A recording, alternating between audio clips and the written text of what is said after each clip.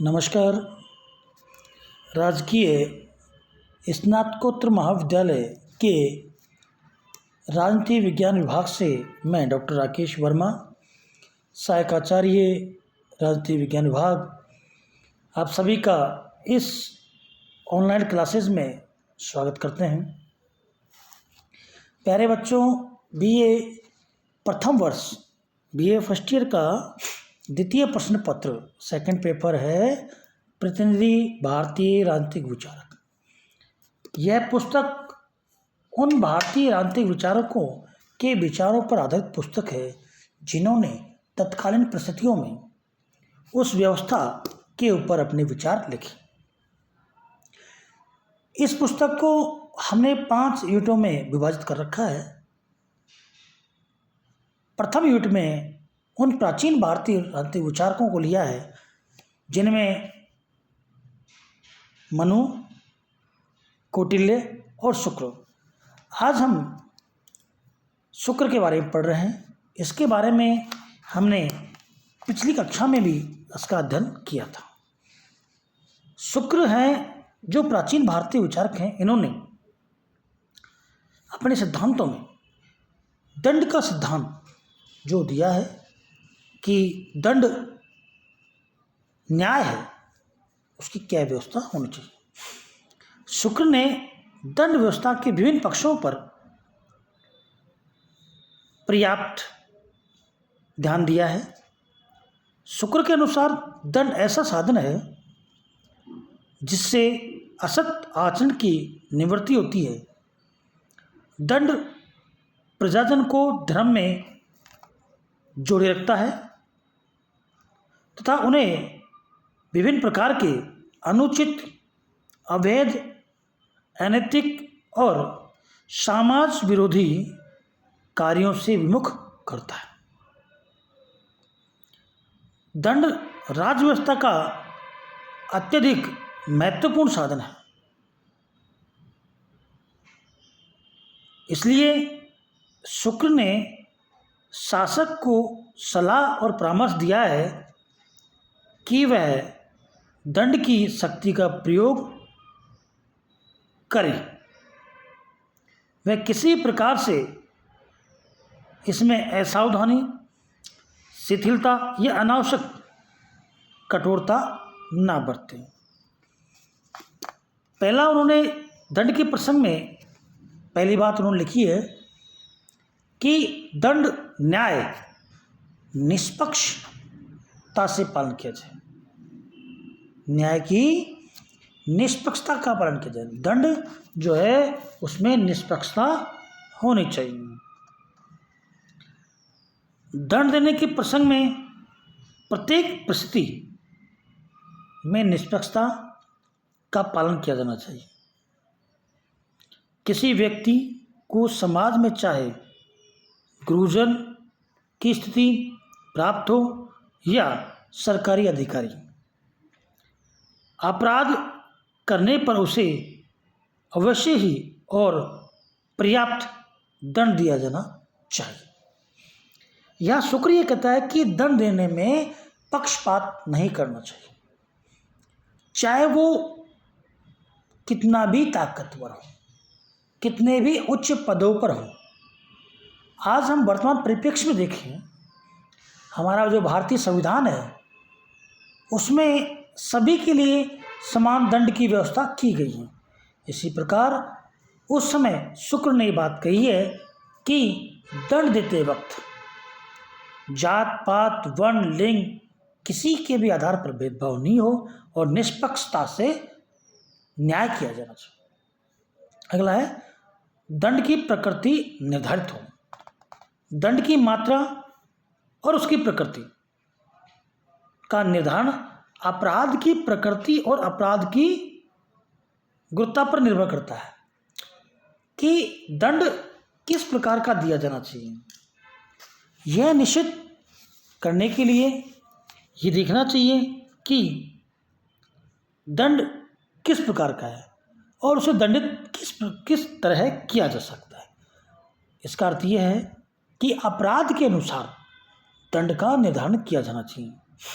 ऐसा नहीं हो चोरी के लिए मृत्युदंड दे दिया हो और किसी का मर्डर करने पर उसे बरी कर दिया हो। यहाँ शुक्र कहते हैं कि दंड जो है वो उसकी जैसा उसने दंड किया है उसी प्रकार का उसे न्याय मिलना चाहिए। जैसा उसने अपराध किया है उसी प्रकार का उसे दंड दिया जाना चाहिए। तीसरा है दोष के लिए कानून की निर्धारित प्रक्रिया। जो रूल ऑफ लॉ है, एस्टेब्लिश्ड बाय लॉ, जो कानून में निर्धारित प्रक्रिया है उस प्रक्रिया का निर्धारण किया जाना चाहिए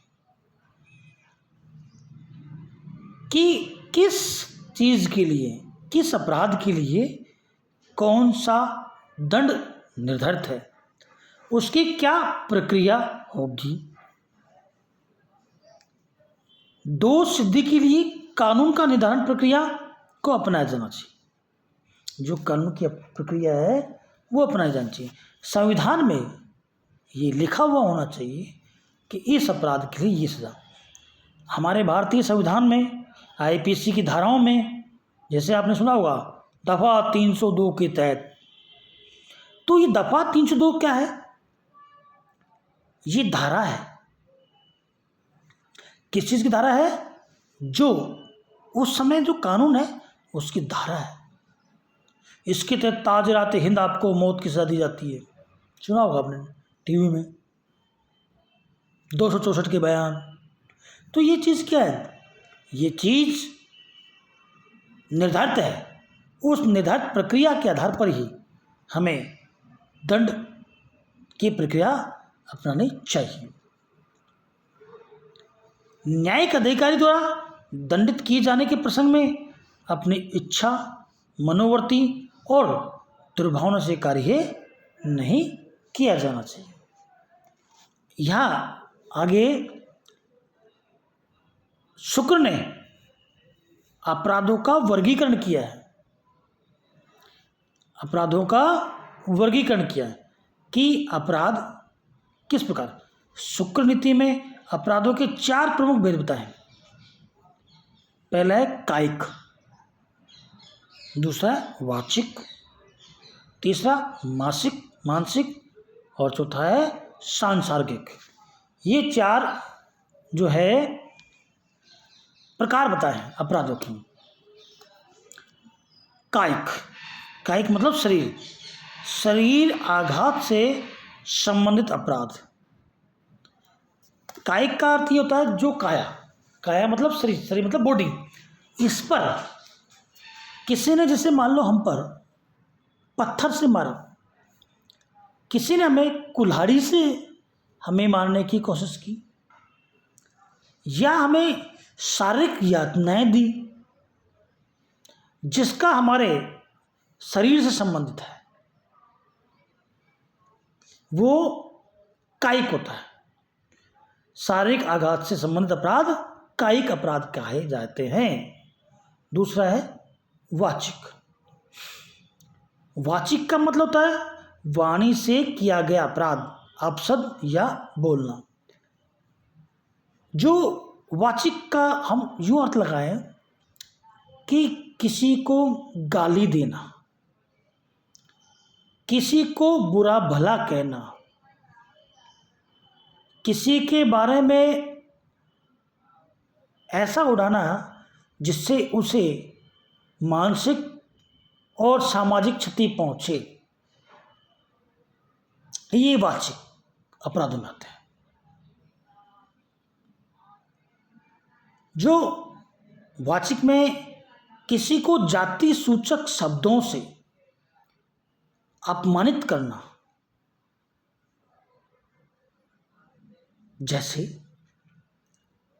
हमारे संविधान में यह वर्णित किया गया है कि किसी को जाति, धर्म, लिंग, स्थान आदि के आधार पर भेदभाव नहीं किया जा सकता। इस चीज को ध्यान में रखकर हमारे संविधान ने भी, भारतीय संविधान ने भी ये व्यवस्था अपनाई है कि किसी को गाली बकना या उससे अपमानित करना भी अपराध की श्रेणी में आता है। यह व्यवस्था शुक्र ने अपने नीति सार में पुस्तक में लिखी है कि किसी को गाली देना या उसके मानसिक ठेस पहुंचाना अपराध की श्रेणी में आता है। अगला है मानसिक। मानसिक अपराध उसे कहते हैं अपराध करने की इच्छा थी, अपराध भले ही ना किया हो। यहां एक बात आती है कि मानसिक अपराध मतलब कि मैं खुद अपराध नहीं करूं, मगर मैं अपराध के लिए तैयार हूं और अपराध मैं करूं नहीं मगर उसके प्रति षड्यंत्र करूं मैं, तो वो भी अपराध की श्रेणी में आता है। किसी को मानसिक प्रताड़ित करना, किसी को मानसिक क्षति पहुंचाना, किसी के स्वाभिमान को ठेस पहुंचाना या उसे मानसिक रूप से दुखी करना, इसको भी हम अपराध की श्रेणी में लेते हैं। शुक्र ने अपने नीति सार में कहा है कि मन वचना करना अपराध, मन वचन और कर्म से भी अपराध नहीं करना। इसकी डेफिनेशन आगे जाके गांधी स्टडीज में हम देख सकते हैं। गांधी का जो विचारधारा है, गांधी की विचारधारा हम देख सकते हैं। इस चीज का हम हमारे संविधान में देख सकते हैं। हमारे प्राचीन भारतीय विचारकों ने पहले डिसाइड कर दिया था,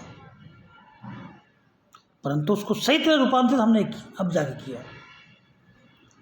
अगला है सांसर्गिक। ऐसे व्यक्ति जिन्होंने स्वयं अपराध नहीं किया लेकिन आपराधिक कृत्य में प्रत्यक्ष परोक्ष रूप से सहायता पहुंचाई हो।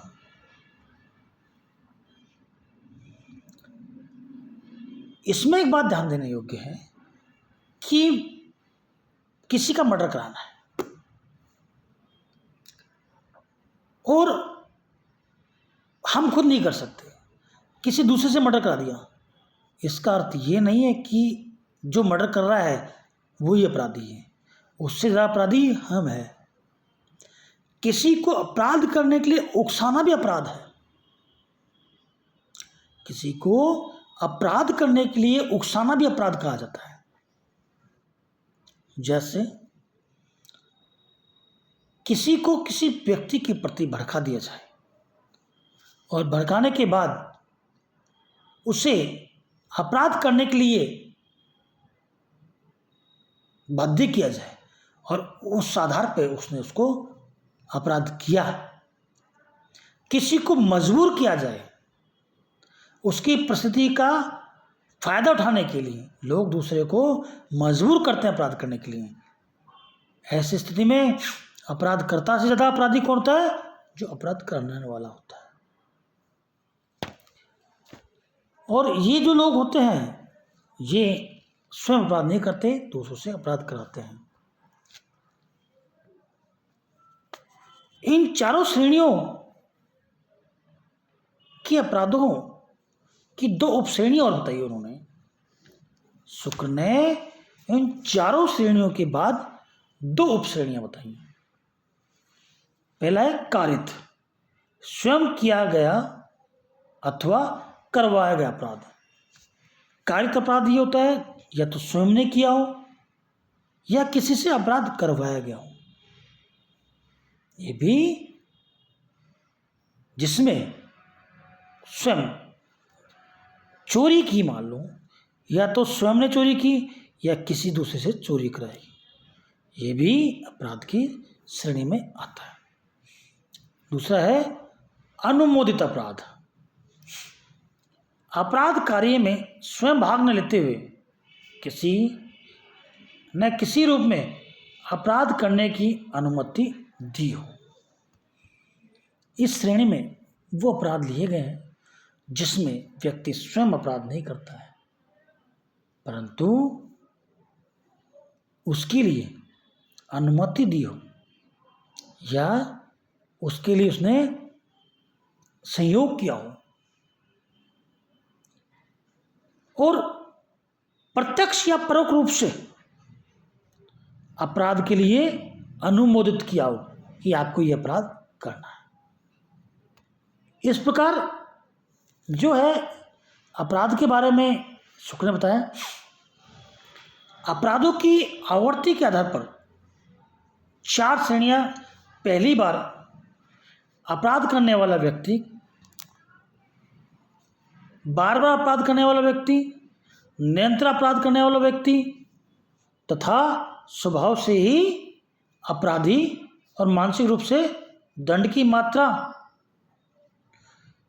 सकृत्य से स्वभावकृत की दशा में निरंतर बढ़नी चाहिए। शुक्र ने अपेक्षा की है कि अपराधी के लिए दंड की प्रकृति और मात्रा का निर्धारण करते समय अपराधों के वर्गीकरण के सभी बिंदुओं पर समुचित ध्यान दिया जाना चाहिए। शुक्र नीति में अपराधों की जो विभिन्न श्रेणियां बतलाई गई हैं, वे अपराधों के संबंध में शुक्र के व्यापक अध्ययन का परिचायक है। अपराध और दंड के संबंध में उनका समस्त अध्ययन व्यवस्थित और व्यवहारिक है तथा इसकी विवेचना पर्याप्त अंशों में वैज्ञानिक है। शुक्र नीति विचार में तत्कालीन वृत्तियों के अनुरूप कठोर दंड की व्यवस्था की गई है।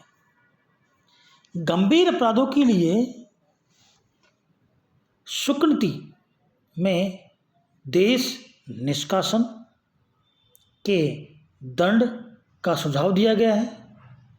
सामान्यतः शुक्र प्राण दंड के पक्ष में नहीं है, लेकिन राजद्रोह जैसे गंभीरतम अपराध के लिए प्राण दंड दिया जा सकता है।